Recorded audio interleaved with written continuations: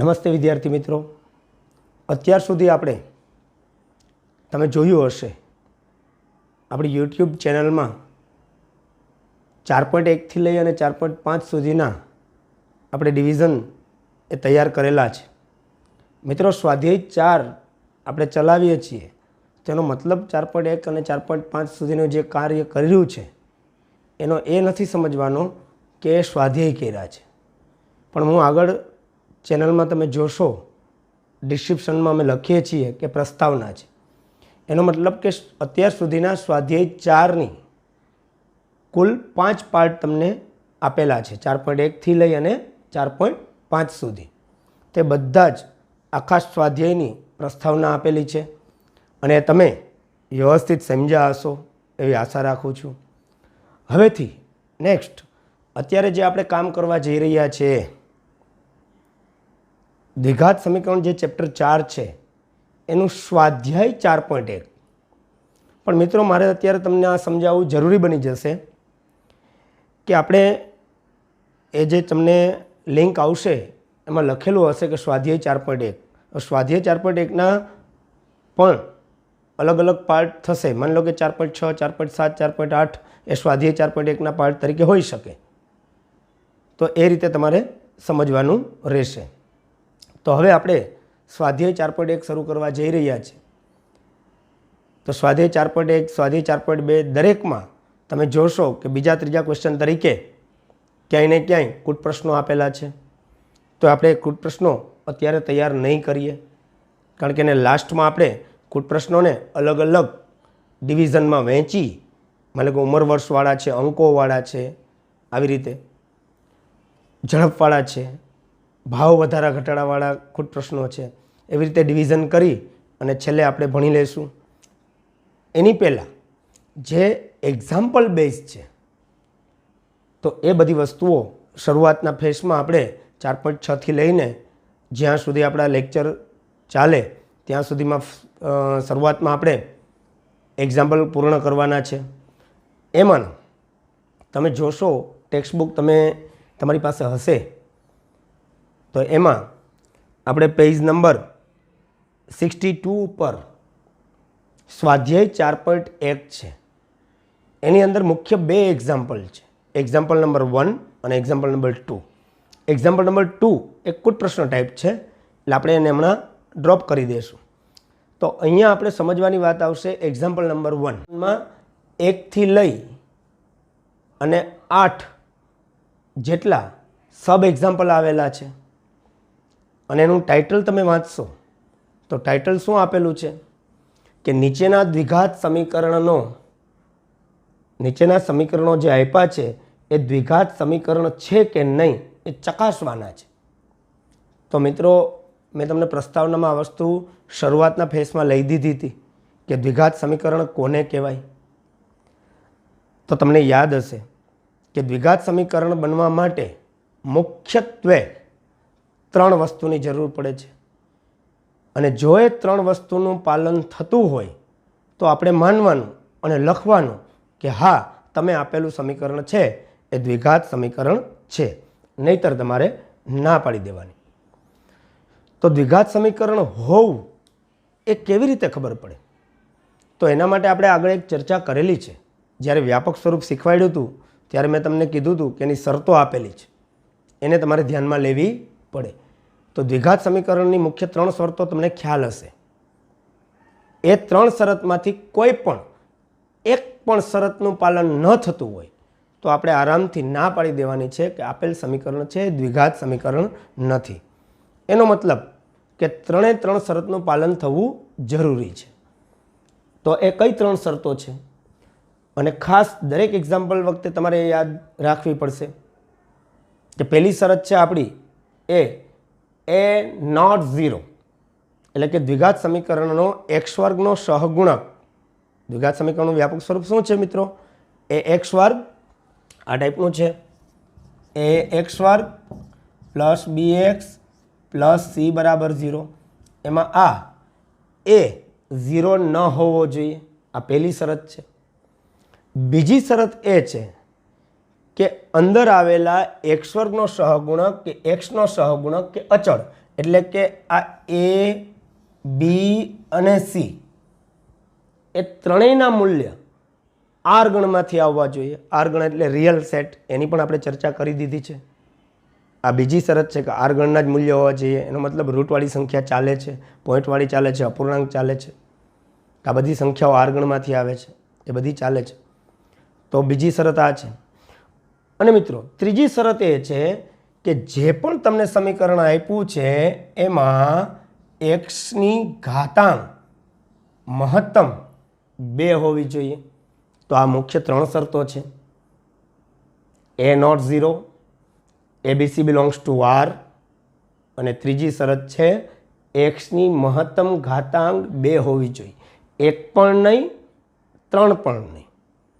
એટલે સમજી ગયા હશો તમે કે 2 ઘાત હોય તો જ આપણે એને દ્વિઘાત સમીકરણ બોલી શકીએ છીએ. તો હવે આપણે આગળ વધશું કે સ્વાધ્યાય 4.1માં પહેલો એક્ઝામ્પલ જે આપણે આપેલો છે એ તમે જોઈ શકો છો, અને ટેક્સ્ટબુકમાં પણ તમારી પાસે છે પેજ નંબર 62 ઉપર. તો આપણે એક્ઝામ્પલ નંબર સ્વાધ્યાય 4.1માં સ્વાધ્યાય 4.1 એનો એક્ઝામ્પલ નંબર પહેલો ફર્સ્ટ વન. મિત્રો એક્ઝામ્પલ 1 આ એક્સરસાઇઝ કહેવાય. એક્સરસાઇઝ 4.1 એનો એક્ઝામ્પલ 1, અને એની અંડરમાં સબસિડરી એક્ઝામ્પલ તરીકે 8 એક્ઝામ્પલ આવેલા છે. એમાંનો એ 8 એક્ઝામ્પલમાં અમુક એવું લાગે ત્યારે હોમવર્ક આપી દઈશ, બાકી મોટાભાગના હું કરાવું છું.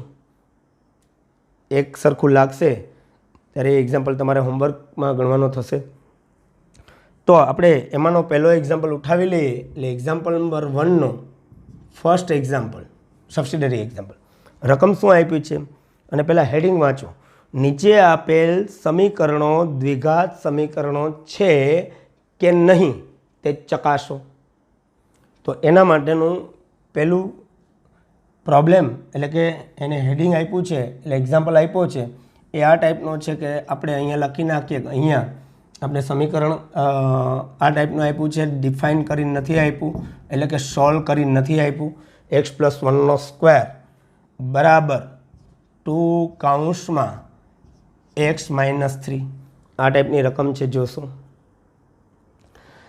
તો અત્યારે તો આપણે ન કહી શકીએ કે દ્વિઘાત સમીકરણ છે કે નહીં, પણ મિત્રો તમે અવયવ વિસ્તરણ બધું ભણી ગયેલા છો, એનો આમાં ઉપયોગ આવશે. અને મેં પ્રસ્તાવનાના આગળના પોઈન્ટમાં પણ કીધેલું છે, લેક્ચરમાં કીધેલું છે કે જ્યાં જ્યાં જે વસ્તુની જરૂરિયાત સમજવાની થશે ત્યાં આપણે એનો ઉપયોગ કરશું. અવયવ વિસ્તરણ એ તમે 1થી લઈ અને શોર્ટ પાર્ટ વિરલ સરના ભણેલા છો અવયવીકરણના, છતાં પણ એમાં ક્યાંય કહેવાલાયક હશે તો એ હું તમને ફરીથી રિવાઇઝ કરાવી દઈશ. તો મિત્રો આ જે કૌંસ છે x+1² આ બરાબર પછીનું ફોર્મેટ છે, તમને ખ્યાલ છે કે ત્યાં શું કરવાનું છે. પહેલાં આનું સાદુરૂપ આપવું પડશે. જ્યાં સુધી આપણે સાદુરૂપ આપી આ ફોર્મેટને એ x² + bx + c બરાબર 0માં કન્વર્ટ ન કરી બતાવીએ ત્યાં સુધી આપણે ખબર ન પડે કે આ સમીકરણ છે દ્વિઘાત સમીકરણ છે કે નહીં. તો આપણે શું કરવું પડશે? તો આને સિમ્પ્લિફાઈડ કરવું પડશે. સિમ્પ્લિફાઈડ કરવા માટે ધેરફોર કે તેથી જે કરો તે, મેં તમને આની પહેલાં કીધું હતું, તેથી કરો અથવા તો ઇફ ધેર એક્ઝિસ્ટ આમ કરો, જે કરો તે. આ બેમાંથી એક સિમ્બોલનો ઉપયોગ કરવાનો થશે. તો આપણે અહીંયા ઇફ ધેર એક્ઝિસ્ટ કરીએ છીએ.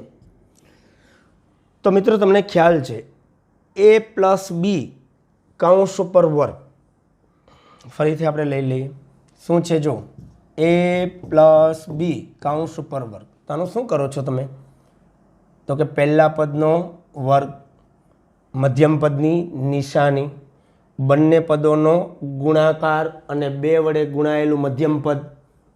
આ તમે પૂર્ણ વર્ગનું વિસ્તરણ શીખેલા છો, એટલે અહીંયા હું લખીશ 2ab અને પ્લસ છેલ્લા પદનો વર્ગ એટલે b². આવી રીતે આપણે લઈએ છીએ. એટલે કે a + b² બરાબર a² + 2ab + b² એમ થશે. તો એ મેથડ પ્રમાણે આપણે અહીંયા કરીએ તો કેવી રીતે કરી શકીએ? તો કે પહેલા પદનો વર્ગ એટલે x², મધ્યમ પદની નિશાની એટલે કે પ્લસ, બંને પદોનો ગુણાકાર એક્સ ગુણ્યા એક એટલે એક્સ, એક્સ એકુ એક્સ, એને 2 વડે ગુણો એટલે કે એનું મધ્યમ પદ આવશે 2x, છેલ્લું પદ પ્લસ છેલ્લા પદનો વર્ગ 1. ફરીથી મિત્રો જો પહેલા પદનો વર્ગ, મધ્યમ પદની નિશાની, બંને પદોનો ગુણાકાર 2 વડે ગુણાયેલું એટલે કે x ગુણ્યા 1 એટલે x, 2 વડે ગુણો એટલે 2x, છેલ્લું પદ હંમેશને માટે પ્લસ રાખવાનું છે અને છેલ્લા પદનો વર્ગ એટલે 1. તો અહીંયા ઇક્વલ્સ ટુ છે તો જેમ છે એમ આ કાઉન્સની બારોબાર સહગુણક 2 છે. તો આખા કાઉન્સમાં આવેલા જેટલા પણ 2, 3 જેટલા પણ પદો હશે એને આપણે કેટલા વડે ગુણી નાખશું? 2 વડે. ઓકે, તો હવે પછીનું આ પદ આપણું 2x - 6 આમ થશે. તો આ વસ્તુ તમે જાણતા હશો જ અને હવે આપણે ઇરેઝ કરી નાખીએ. તો હવે પછી આગળના સ્ટેપમાં શું કરવાનું થશે જો કે આપણે આમ પણ કરી શકીએ, બરાબરની આ સાઈડ અને આ સાઈડ, આ +2x છે, આ પણ +2x છે. જો નિશાનીમાં ચેન્જ હોય તો આપણે એને કેન્સલ ન કરી શકીએ, પણ અત્યારે કેન્સલ કરવામાં કોઈ પ્રોબ્લેમ નથી. તો આપણે શું કરશું? બરાબરની આ સાઈડ અને આ સાઈડ 2x કેન્સલ કરી નાખશું. અથવા એમ ન કરો તો આ 2xને તમે આ સાઈડ લેશો એટલે -2x થશે, આ +2x છે, પેલું આવે છે -2x છે, તો એ કેન્સલ થઈને 0 થઈ જશે. એમ કરો તો પણ વાંધો નહીં, પણ અત્યારે આપણે આ મેથડથી જઈએ કે 2x કેન્સલ. હવે જે રિમેનિંગ પાર્ટ છે મેં તમને આની પણ ચર્ચા કરેલી છે કે એક વખત મેથ્સમાં કોઈ પણ સ્ટેપ કેન્સલ કર્યા પછી વધેલો પાર્ટ તમારે લખવો જ જરૂરી બની જાય છે. તો રિમેનિંગ પાર્ટ શું આવશે? તો કે અહીંયા આવશે x², આ કેન્સલ છે, આ વધશે +1 ઇક્વલ્સ ટુ આવશે અને -6 આવે. હવે તમે મિત્રો વિચારો કે આને હું આ સાઈડ લઈશ તો -6 +6 થઈ જાય. આવું શા માટે કરું છું? હજી તમે મિત્રો યાદ રાખો, ax² + bx + c અને નહીં ભૂલવાનું બરાબર 0. તો હું બરાબર 0 કરું છું કારણ કે તો જ તેની સાથે સરખાવી શકાય ને, અથવા તો એ ફોર્મેટમાં આપણે જઈ શકીએ ને. તો આપણે અહીંયા શું કરશું? તો કે પહેલું પદ x² + 1, આ +6 પેલી સાઈડ જશે તો -6 ઇક્વલ્સ ટુ 0. તો હવે પછીનું આપણું સમીકરણ કેવું હશે? તો કે x² + 7 બરાબર 0. પણ તમે મિત્રો જોશો કાંઈ તો x² વાળું પદ છે અને અચળ પદ છે, વચ્ચે x વાળું પદ છે નહીં. તો આપણે એને એ જ ફોર્મેટમાં લખવું હોય, આપણું ફોર્મેટ ભૂલી ન જતા. જો કયું છે દ્વિઘાત સમીકરણનું વ્યાપક સ્વરૂપ? તો કે દ્વિઘાત સમીકરણનું વ્યાપક સ્વરૂપ કંઈક આવું છે, ax² + bx + c બરાબર 0. તો મેં બરાબર 0 તો સેટ કરી દીધો. મારી પાસે અચળ પદ એ છે, x² વાળું પદ પણ છે, મારી પાસે x વાળું પદ નથી. તો એ મારે કમ્પલસરી એડ કરવું હોય તો હું કેવી રીતે કરીશ? તો કે પહેલું પદ આપણું x² પ્લસ કંઈ નથી એટલે ખોટે ખોટું 0x + 7 બરાબર 0. આ 2 પદ હતા એમાંથી કેટલા બની ગયા? 3 પદ. અને બીજી વાત, 0 × x એટલે 0. તો આપણે આમ આ પદમાં કાંઈ ઉમેર્યું નથી એવો પણ અર્થઘટન થાય. અને આમાંથી આ બનાવવાથી આપણે ફાયદો એ થાય કે આપણું સ્વરૂપ દ્વિઘાત સમીકરણના વ્યાપક સ્વરૂપ સાથે મેચ થઈ જાય, સરખાવી શકાય. કારણ કે આમાં x² વાળું પદ પણ છે, x વાળું પદ હવે છે, અચળ પદ તો હતું જ. તો મિત્રો તમે સમજી શક્યા હશો કે જે પદ ઘટે એને આપણે 0 સાથે ગુણી અને મૂકવાનું થશે કે જેથી કરીને એના 3 પદ બંધ બેસતા રહે. તો હવે આપણે આ વસ્તુમાં શું કરશું? તો કે તેને આપણે સરખાવવું પડશે. કોની સાથે સરખાવશું? ax² + bx + c બરાબર 0 સાથે સરખાવતા. આની સાથે સરખાવવાથી ફાયદો શું થશે અને આપણે કઈ કઈ વસ્તુની કિંમતો મળશે? તો તમે જોઈ શકો છો કે આ x² છે, એ x² નો સહગુણક છે. તો અહીંયા 1 છે એટલે આપણે a બરાબર 1 લેશું, b બરાબર તમે સમજી શકો છો 0 આવશે અને c બરાબર 7 આવશે. તો આમ કરવાથી તમને એબીસીની કિંમતો મળી ગઈ. તો હવે આપણે નેક્સ્ટ કેની વાત કરશું કે આપણી પાસે એનું મૂલ્ય 1 છે, બીનું મૂલ્ય 0 છે, સીનું મૂલ્ય 7 છે. તો આ 3 મૂલ્ય આપણે આ 2 પદનું સમીકરણ હતું એ 3 પદનું બનાવી નાખ્યું કારણ કે આની સાથે સરખાવવા માટે. એટલે હવે પછી આમાંથી આપણે એબીસીની કિંમતો કાઢી લીધી અને એબીસીની કિંમતો આપને જે મળી છે એમાં તમારે વિચાર કરવો પડશે આપણી 3 શરતોનો. દ્વિઘાત સમીકરણ એને બનવા દેવું કે નહીં, છે કે નહીં, તો એ હવે પછી વિચારી શકાય. તો અહીં આપણે એવો વિચાર કરી શકીએ કે અહીંયા આપણે શું જોવા મળ્યું, એટલે કે 3 શરતોનું પાલન થાય છે કે નહીં.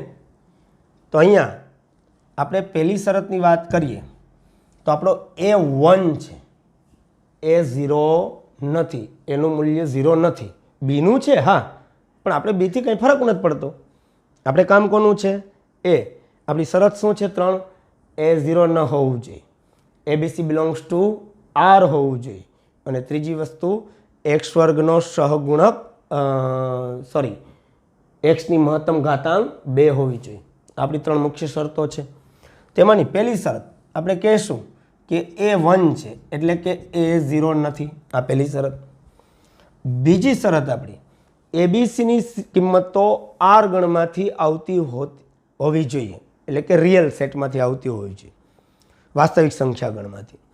તો વાસ્તવિક સંખ્યા ગણમાં 0, 1 અને 7 આવે જ છે કારણ કે હોલ નંબરમાં જ છે. તો આપણે વાસ્તવિક સંખ્યા ગણમાં 0 + 1 2 3 4 5 -1 2 3 4 5 બધું આવે છે, રૂટ આવે છે, પોઈન્ટ આવે છે, અપૂર્ણાંક આવે છે. તો આપણી જે મુખ્ય 3 કિંમતો છે એબીસીની એ R ગણમાં સમાવિષ્ટ છે. તો આપણે એને મેથેમેટિકલી આવી રીતે લખશું કે અમારી પાસે જે એબીસી કિંમતો પડી છે એ બિલોંગ્સ ટુ R છે જ. અને ત્રીજી વસ્તુની આપણે વાત કરશું કે એક્સની મહત્તમ ઘાતાંક 2 હોવી જોઈએ. એ ક્યાં જોવાનું થશે? આમાં તો છે નહીં. આ જે પદ આપે છે અથવા તો રકમ આપે છે એનું સાદુરૂપ આપતા આપતા તમે જ્યાં પહોંચો એટલે કે અહીંયા, અથવા આમાં તમારે જોવાનું કે એક્સની મહત્તમ ઘાતાંક 2 છે તો હા છે અહીંયા રહી. તો આપણે લખશું, શું લખશું કે એક્સની મહત્તમ ઘાતાંક 2 છે. તો તમે મિત્રો વિચારી શકો છો એણે આપેલો પ્રોબ્લેમ ક્વેશ્ચનને સિમ્પ્લિફાઈડ કરી મેં વ્યાપક સ્વરૂપ સાથે સરખાવી એબીસીની કિંમતો કાઢી લીધી અને જોઈ લીધું કે એ 0 નથી.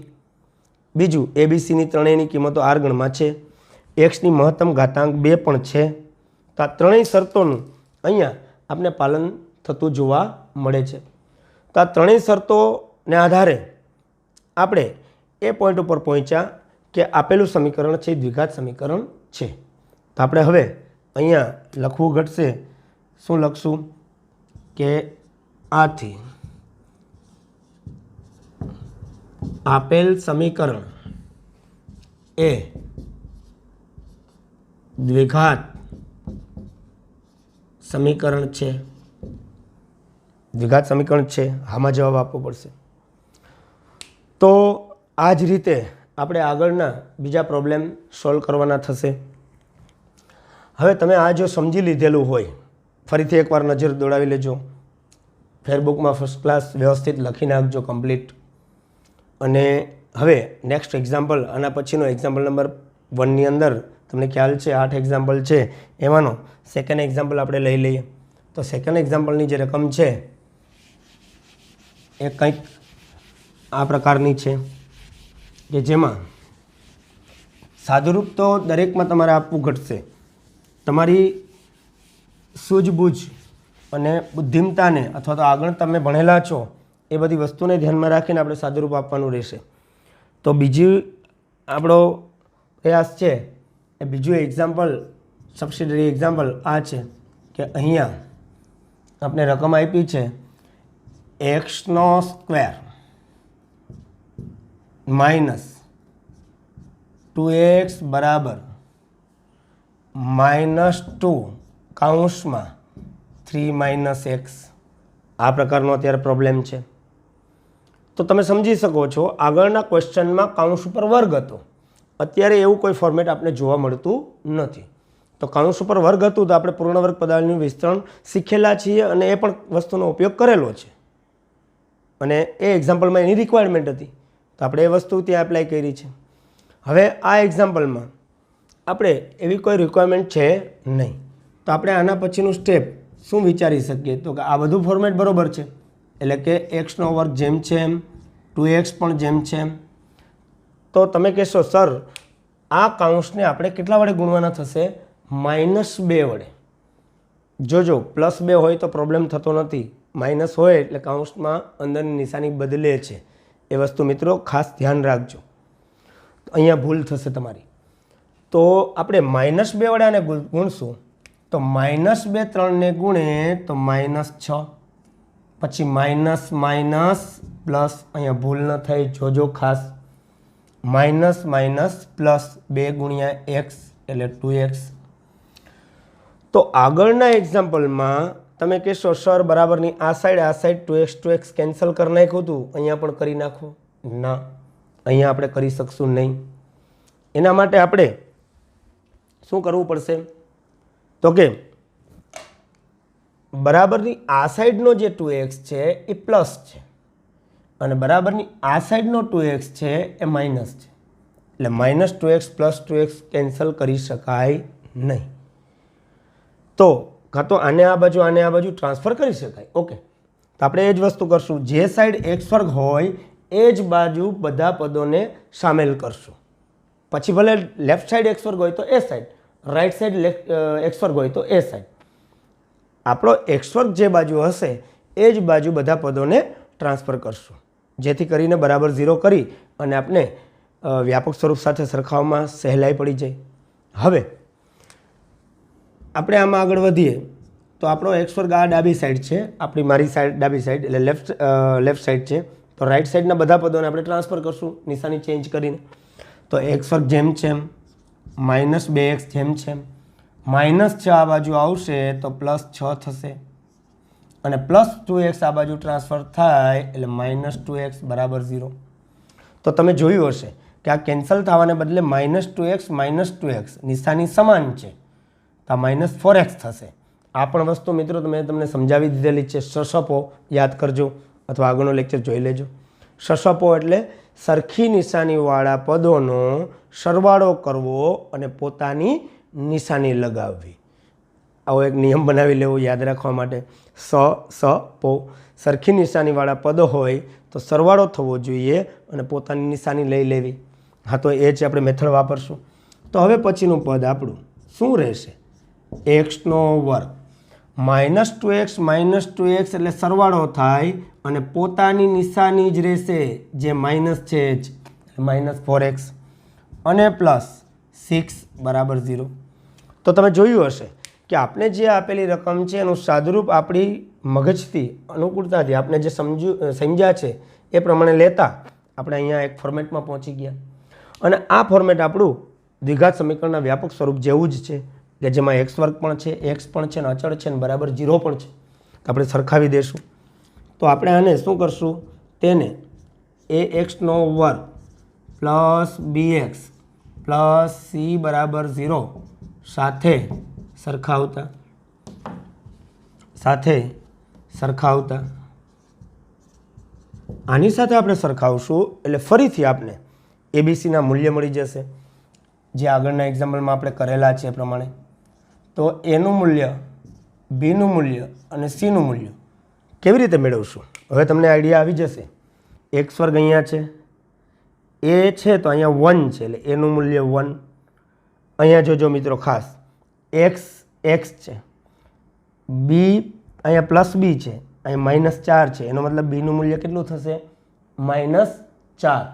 +4 નહીં, કારણ કે પ્લસ લખીએ તો પ્લસ લખીને -4 એમ સહગુણક બનાવવો પડે, એ આગળ સમજાવેલું છે તમને. તો એનું મૂલ્ય 1, બીનું મૂલ્ય -4 અને સીનું મૂલ્ય 6. આ રીતે આપણે લેશું. એ 1 છે, બીનું મૂલ્ય આપણે -4 છે અને સીનું મૂલ્ય 6 છે. આ ત્રણ મૂલ્યો ઉપરથી ફરીથી આપણી જે શરતો છે એને ધ્યાનમાં લ્યો. દ્વિઘાત સમીકરણ બનાવવું કે નહીં, બને કે નહીં, એના માટેની ત્રણ શરતો. તો આપણે લખશું કે અહીંયા આપણે શું જોવા મળ્યું. તો કે અહીંયા આપણે પહેલી વસ્તુ આપણો A1 છે, 0 નથી હજી. તો આપણે લખશું કે એ મારી પાસે છે એનું મૂલ્ય 0 નથી. તો એનું મૂલ્ય 0 નથી, એ સ્પષ્ટ થઈ ગયું. બીજી વાત, ABCની ત્રણેયની કિંમતો જો મિત્રો, એની કિંમત 1, બીની -4 અને સીની 6. ABCના જે મૂલ્ય છે એ આપણા વાસ્તવિક સંખ્યા ગણના ઘટકો જ છે, સભ્યો જ છે. તો આપણે એ પણ લખશું કે અમને જે મળેલા છે ABC A ABC belongs to R છે. ત્રીજી વસ્તુ એ તમને અહીંયા નહીં જોવા મળે, એ અહીંયા જોવા જવી પડશે. મેં તમને શું કીધું હતું? રકમ આપેનું સાદુરૂપ આપતા તમે જ્યાં પહોંચો એટલે કે અહીંયા પહોંચ્યા હતા, આ તો સરખાયું તો અહીંયા પહોંચ્યા હતા. આમાં જુઓ કે એક્સની મહત્તમ ઘાતાંક 2 છે કે 1 છે? તો કે 2 છે. તો આપણે અહીંયા લખશું, શું લખશું? એક્સની મહત્તમ ઘાતાંક, એક્સની મહત્તમ ઘાતાંક 2 હોવી જોઈએ, એટલે કે 2 છે. અને જો આ ત્રણેય વસ્તુની હા હોય તો આપણે લખી શકીએ, શું લખશું? આથી આપેલ સમીકરણ એ દ્વિઘાત સમીકરણ છે. લખશું કે નથી? છે. તો પહેલો એક્ઝામ્પલ પણ દ્વિઘાત સમીકરણ છે, બીજો પણ એ દ્વિઘાત સમીકરણ છે. તો કેવી રીતે તમને આઈડિયા આવી ગયા હશે આ બે એક્ઝામ્પલ પરથી કે હું કેવી રીતે આને દ્વિઘાત સમીકરણ છે કે નથી એ ચકાસું છું. તો આ રીતે ખાસ આ એક્ઝામ્પલમાં આ વસ્તુ તો કોમન રહેશે, એમાં છે અથવા નથી આવશે. જો આમાં ક્યાંય ભૂલ હશે તો આગળ જતાં આપણે ગણશું. પણ વસ્તુ જે શીખવા જેવી છે એ આ સાદુરૂપ શીખવા જેવું છે. આનું તમને સાદુરૂપ આવડતું હોવું જોઈએ, એમાં ભૂલ થવી જોઈએ નહીં. તો આના પછીનો આપણે એક નેક્સ્ટ એક્ઝામ્પલ ત્રીજો જોઈ લઈએ કે ત્રીજા એક્ઝામ્પલમાં દ્વિઘાત સમીકરણ છે કે નહીં એ આપણે ચકાસી લેશું. તો ત્રીજા એક્ઝામ્પલની વાત કરીએ તો થર્ડ એક્ઝામ્પલમાં આપણે 2 કૌંસનો ગુણાકાર આવે છે. ત્રીજો એક્ઝામ્પલ છે એની રકમ કંઈક આવા પ્રકારની છે કે x-2 લેફ્ટ સાઈડમાં x-2 ax+1 બરાબર x-1 અને ax+3. મિત્રો મને કોઈ પૂછે કે આ દ્વિઘાત સમીકરણ છે કે નહીં, એ ફટાફટ આન્સર આપો તો હું ના પાડી દઈશ કે આ દ્વિઘાત સમીકરણ નથી. તો એ રીતે તમને પણ થોડો આઈડિયા હોવો જોઈએ કે સર એવી રીતે કેમ ના પાડી શકે કે આ દ્વિઘાત સમીકરણ નથી અગાઉથી ગણ્યા પહેલાં. તો થોડું વિચારો, બરાબરની આ સાઈડ અને આ સાઈડ, અહીંયા એક્સ છે, અહીંયા એક્સ છે, એટલે કોઈ પણ એક પદ એક્સ વર્ગ તો બનવાનું છે. અહીંયા એક્સ છે, અહીંયા એક્સ છે, એટલે બીજું આ સાઈડનું પણ એક્સ વર્ગ બનવાનું છે. આ એક્સ વર્ગ બંને કેન્સલ થઈ જશે. એનો મતલબ કે આના સાદુ રૂપમાં ક્યાંય એક્સ વર્ગ જોવા મળશે નહીં. તો તમને સમજાઈ ગયું હશે કે આપણી 3 શરતમાંની ત્રીજી શરત શું છે કે એક્સની મહત્તમ ઘાતાંક 2 હોવી જોઈએ. એ અહીંયા અસ્તિત્વ જ નહીં ધરાવે, કારણ કે આ સાઈડ અને આ સાઈડ એક્સ વર્ગ કેન્સલ થઈ જશે, તો એક્સની મહત્તમ ઘાતાંક 2 રહેવાની નથી. તો એમ પણ ખબર પડી જાય કે આ દ્વિઘાત સમીકરણ બનવાનું નથી. આઈડિયા આવી ગયા તમને? તો MCQ અથવા તો હેતુલક્ષી પ્રશ્નો સોલ્વ કરતા હોય ત્યારે આવું થોડુંક ટ્રિકી વસ્તુ તમારે યાદ રાખવી જરૂરી બની જાય. બીજું મિત્રો, માની લો કે અહીંયા 2x છે, બાકી બધું સેમ છે, તો તમે સમજી શકો કે અહીંયા 2x into x એટલે 2x² થશે. આ x into x x² થશે. આ બાજુ 2x², આ બાજુ x², તો x² કેન્સલ થશે નહીં, એટલે કે હયાત સ્થિતિમાં રહેશે. તો ત્યારે આપણે દ્વિઘાત સમીકરણ નથી એમ ન બોલવું જોઈએ. તો હવે આપણે આને આગળ વધારીએ. શું કરશું? તો કે આનો ગુણાકાર કેવી રીતે લેવામાં આવે છે? તમે પહેલું પદ પહેલા કૌંસને, બીજા કૌંસને ગુણે બીજું પદ બીજા કૌંસને ગુણે આવું કરતા હશો. આનું પહેલું પદ બીજા કૌંસને ગુણે બીજું પદ બીજા કૌંસને ગુણે આવું કરતા હશો. એ રીતે ફર્સ્ટ એક્ઝામ્પલ છે તો લઈ દઉં. આગળ જતાં હું તમને કહી દઈશ કે આ એક્ઝામ્પલ બીજું શોર્ટ રીતે પણ સીધો ગણી શકાય. હું બોલું એ પ્રમાણે પહેલું પહેલાંને ગુણે એટલે કે આ બે પદ ગુણે, છેલ્લું છેલ્લાને ગુણે એટલે કે આ બે પદ ગુણે, વચ્ચે સાદુરૂપવાળો એક્સ, વચ્ચે સાદુરૂપવાળો એક્સ એ રીતે ગણવું હોય તો હું ફરીથી આ એક્ઝામ્પલ બીજી વખત તમને લઈ દઈશ.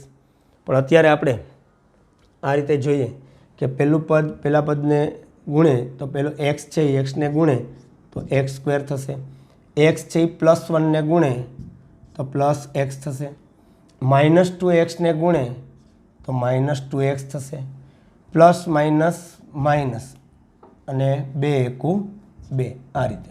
હવે અહીંયા ગુણાકાર લઈ લઈએ. પહેલું પદ પહેલાં પદને ગુણે એટલે કે એક્સનો વર્ગ, એક્સ એક્સને ગુણે એટલે કે એક્સનો વર્ગ, એક્સ 3ને ગુણે તો કે 3x, -1 એક્સને ગુણે એટલે કે -x અને ત્રીજું પ્લસ માઇનસ માઇનસ 3 એકુ 3. હવે મિત્રો તમે જોશો બરાબર અહીંયા છે x વર્ગ આ સાઈડ છે. પહેલાં સાદુરૂપ આપી દઈએ તો સાદુરૂપ આપણે આપશું તો એક્સનો વર્ગ, આનો હિસાબ કિતાબ વિબામો તરીકે થાય, વિરુદ્ધ નિશાની હોય તો બાદબાકી અને મોટા પદની નિશાની લેવી એ શીખવાડેલું છે.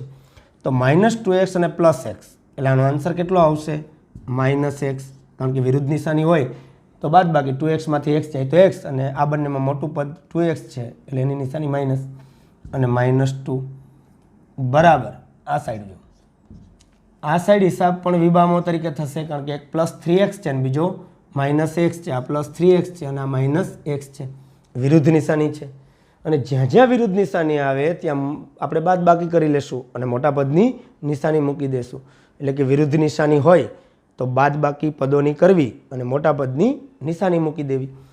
તો +3xમાંથી x જશે એટલે +2x વધશે કારણ કે 3xમાંથી x જાય તો 2x અને મોટા પદમાં આ મોટું પદ છે એટલે નિશાની પ્લસ, એટલે નિશાનીમાં ભૂલ ન થાય. ખાસ મિત્રો જોજો ભૂલ અહીંયા જ થશે. અહીંથી પછી તમારું તમે એક્ઝામ્પલ ગમે તેટલો ગણ્યો હશે એ સાચો માનવામાં આવશે નહીં. એટલે ખાસ નિશાનીમાં ભૂલ ન થાય. સસપો અને વિબામો ખાસ શીખજો. હવે બરાબરની આ સાઈડ આપણે એક્સર કેન્સલ કરી નાખશું. એટલે મેં આની પહેલાં વાત કરી એ પ્રમાણે વધેલા પદો લખી નાખીએ મેથ્સના સ્ટેપ તરીકે. -x -2 અહીંયા આવશે +2x -3. હવે આપણે નક્કી કર્યું હતું x વર્ગ હોય એ બાજુ પદોને લઈ જવા, પણ અત્યારે આપણા પદમાં x વર્ગ છે જ નહીં. આપણે શું કરશું, મોટું પદ હોય એ બાજુ ટ્રાન્સફર કરી નાખીએ. તો મોટું પદ અહીંયા 2x છે એટલે આ પદો આપણે પેલી સાઈડ ટ્રાન્સફર કરી નાખીએ. તો અહીંથી આ પદો રિલીઝ થઈને અહીંયા જશે, આ સ્થાન ખાલી થશે એટલે શું આવશે 0, કારણ કે બંને પદોને પેલી સાઈડ લઈ જવા છે. તો પેલું પદ કયું છે આપણું 2x, તો આ -x ત્યાં જશે એટલે +x. બીજું પદ અહીંયા -3 તો આ -2 પેલી સાઈડ જાય તો +2. તો આમ કરવાથી 0 બરાબર આ કેટલા આવશે 3x - 1. તો 0 બરાબર 3x - 1 છે એને તમે સારી રીતે લખો તો આ રીતે લખી શકાય કે આને આપણે આવી રીતે લખી શકીએ કે 3x - 1 બરાબર 0. છતાં પણ આમાં 2 પદ છે, 3 પદ નથી. તો 3 પદ નથી મિત્રો, અને 3 પદ આપણે બનાવવા હોય તો તમને ખ્યાલ હશે કે આમાં કયું પદ ઘટે છે. તો તમે કહેશો સર એમાં x વર્ગવાળું પદ નથી. આપણે આગળના એક્ઝામ્પલમાં x વાળું પદ ઘટતું હતું, શું કર્યું હતું 0x ઉમેર્યું હતું. તો અત્યારે તમે શું ઉમેરશો તમને આઈડિયા આવી ગયા હશે. તો આપણે અહીંયા 3 પદ બનાવવા માટે શું કરશું તો કે 0 × x² + 3x - 1 બરાબર 0 આવું કંઈક કરશું. તો આપણે આ વ્યાપક સ્વરૂપ સાથે સરખાવવા માટેનું ફોર્મેટ બનાવી નાખ્યું છે કે x વર્ગ નહોતો તો આપણે તેને ax² + bx + 1 બરાબર 0 સાથે સરખાવતા. તો અત્યારે તમને એબીસીના મૂલ્ય કયા મળશે તો હું લખું છું કે અહીંયા આપણે એબીસીના મૂલ્ય તરીકે કઈ કઈ વસ્તુ મળશે. ફોર્મેટ સેમ રાખજો બધું. હવે એનું મૂલ્ય તો કે એનું મૂલ્ય 0 જોઈ શકો છો મિત્રો. જો બીનું મૂલ્ય તો કે બીનું મૂલ્ય 3, અને સીનું મૂલ્ય તો કે -1 આ સી સાથે સરખાવી દો. એટલે કે આ સમીકરણને આપણે વ્યાપક સ્વરૂપ સાથે સરખાવ્યું તો એનું મૂલ્ય 0 જોવા મળ્યું, કારણ કે x વર્ગવાળું પદ હતું જ નહીં, આપણે ઊભું કરેલું છે, ઘટે છે. બીનું મૂલ્ય 3, સીનું મૂલ્ય -1, આવા મૂલ્ય મળશે. હવે તમે અહીંયા શરતની વાત કરો તો આપણી 3 શરતોમાંની પહેલી શરત શું હતી? એ 0 હોવો જોઈએ નહીં. પણ આ ત્રીજા એક્ઝામ્પલમાં એ આપણો કેવો છે? 0 છે. એટલે આપણે લખશું કે એ બરાબર 0 છે. બીજું, એબીસીની કિંમતો આર ગણમાંથી આવતી હોવી જોઈએ. એબીસીની કિંમતો આર ગણમાંથી જ આવે છે. અને ત્રીજી વસ્તુ, એક્સનો મહત્તમ ઘાતાંક 2 હોવો જોઈએ. એ કેમાંથી જોવાનું? તમને જે રકમ આપે છે એનું સાદુરૂપ આવતા જે પદ મળે એ, આ નહીં, આ. તો આમાં એક્સની મહત્તમ ઘાતાંક કેટલી છે? 1 છે. જો મિત્રો 2 ઘાત નથી સાદુરૂપ આપ્યું ત્યારે, કારણ કે x વર્ગવાળું પદ તો અહીંયાથી જ કેન્સલ થઈ ગયું. એટલે આપણી પાસે મહત્તમ ઘાતાંક જે પદ વધ્યું હતું એમાં મહત્તમ ઘાતાંક 1 હતી. આ 2 તો આપણે બનાવેલી છે આ ફોર્મેટ સમજાવવા માટે, કે એને આન્સર આપવા માટે. તો આપણે અહીંયા શું લખશું? એક્સની મહત્તમ ઘાતાંક 2 નથી, કેટલી છે? 1 છે. તો આપણા 3 શરતોમાંની 2 શરતો ખોટી છે. એક આ એક્સની ઘાતાંકવાળી અને બીજું આ એ 0 ન હોવું જોઈએ, એને બદલે 0 છે. તો આ 2 શરતો ખોટી છે, આ સાચી છે. તો આપણે આને હા પાડશું કે ના પાડશું? તો કે ના, કારણ કે એક પણ શરત ખોટી હોય તો પણ ના પાડવાની છે. અહીંયા આપણી 2 શરતો ખોટી છે. એટલે આપણે શું કહેશું કે આથી આપેલ સમીકરણ